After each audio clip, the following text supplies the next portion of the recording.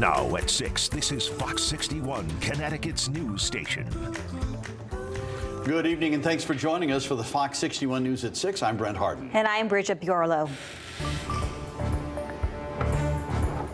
No. Come on down. Who else is in the house? Who else is in here? My stepson is in here.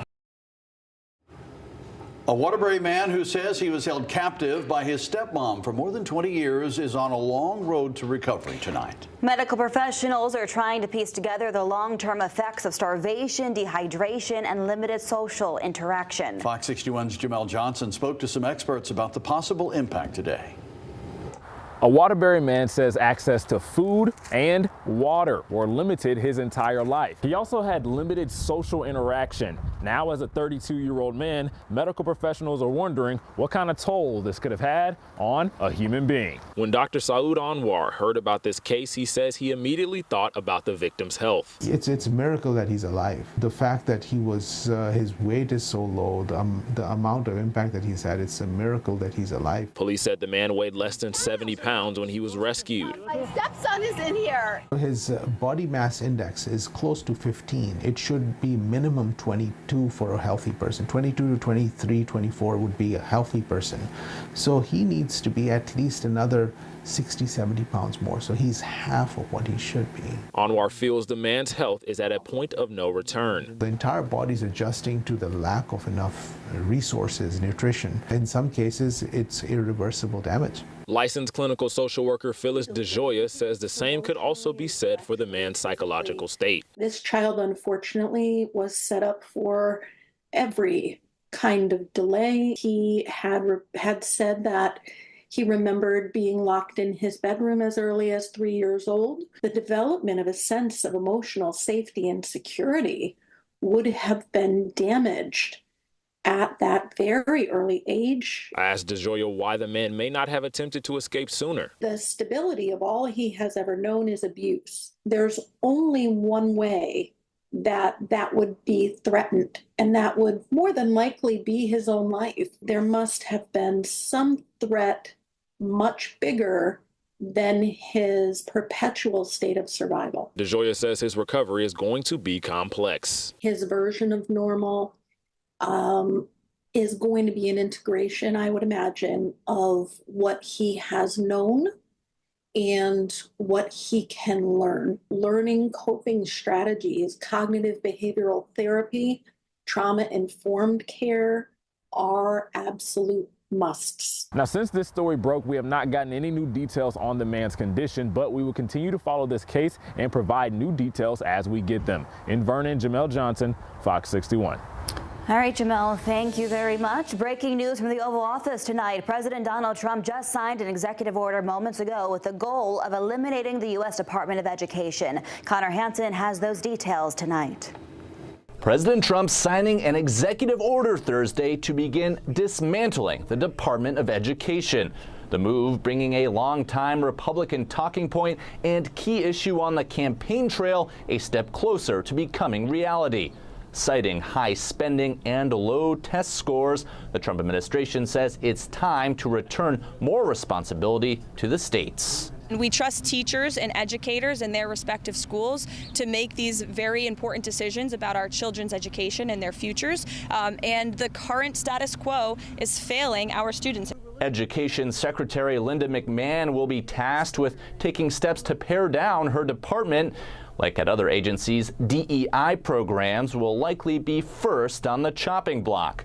Democrats and teacher unions are pushing back, saying the most vulnerable students will be hurt the most. So a kid who has disabilities, a kid who is poor, a kid who's going to Head Start, a kid who's in a rural area, kid who is in a career tech ed program, a kid who gets a Pell Grant, a kid who's limited English proficient.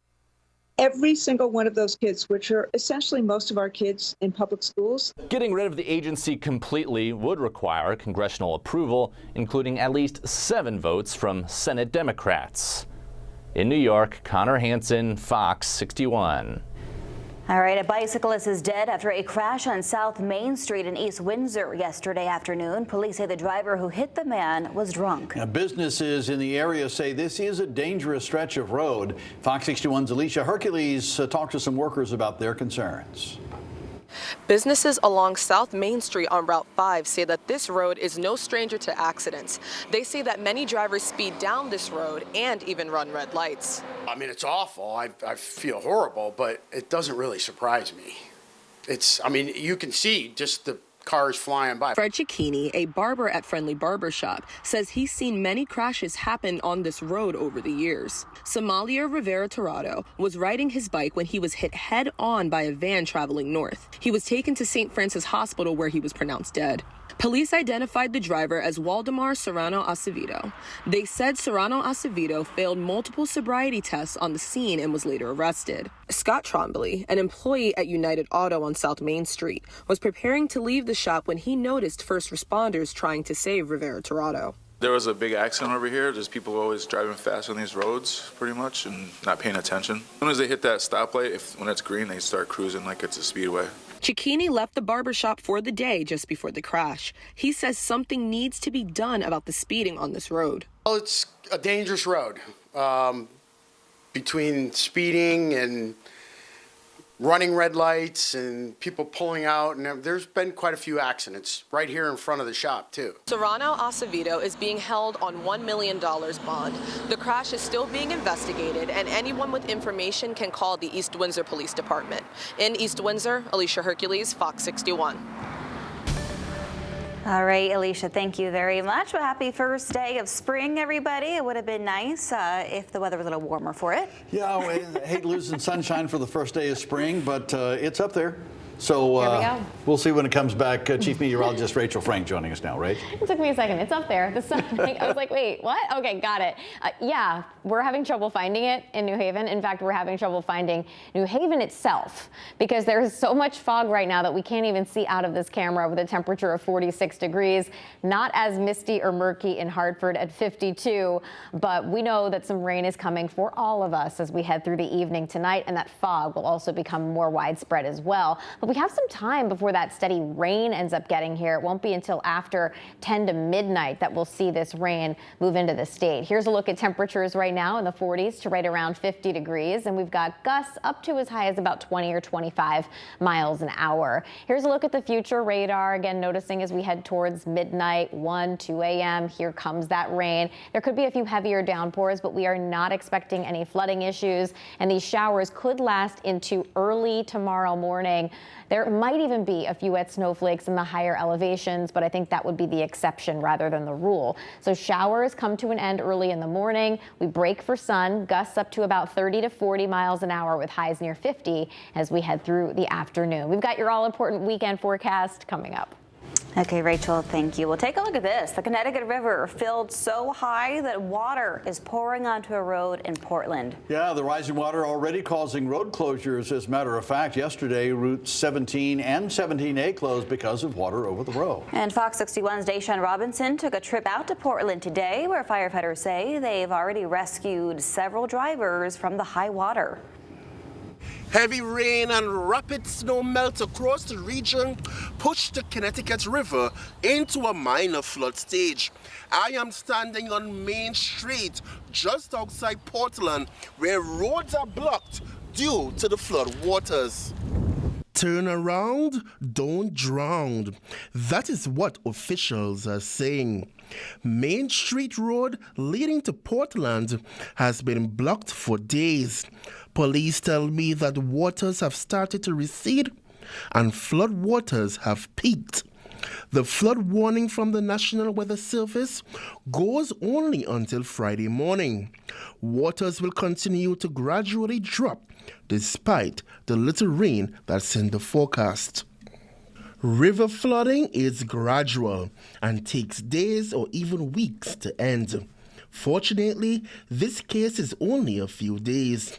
Springtime is known for flooding as water rises from snowmelt from the mountains and heavy rain that falls. Flooding is also common in this area. Remember, it only takes a foot of water to move most vehicles. In Portland, Connecticut, I'm Deshaun Robinson, Fox 61. Deshaun, thank you. New tonight, investigators are searching a Groton cemetery after finding human remains yesterday. Police were called for a suspicious item by the Colonel Ledyard Cemetery on Mitchell Street. And when officers were looking around, they found the human remains. We're working to get more information for you. If you know anything about this, you are asked to call Groton Police. And Newington police are looking for the driver who hit one of their officers last night. Police say they spotted a car that they've been trying to pull over for the last several days at around 9:30 p.m. Officers tried to stop them in the Chick-fil-A drive-thru on the Berlin Turnpike. We're told that's when the driver intentionally drove toward an officer, hit them, and then took off. The officer is okay, and this is now under investigation. Well, the Waterbury community held a funeral this morning to honor the life of one of its dedicated police officers. Officer Vincent Lombardi died last week from sarcoma. Friends, family, and his brothers in blue gathered to mourn the beloved officer. He was only 28 years old. He joined the Waterbury Police Department in 2020, but he was involved in the community before that. He served as a mentor and coach before becoming a police officer. The chief says the department will make sure to keep Officer Lombardi's legacy alive and to support his family.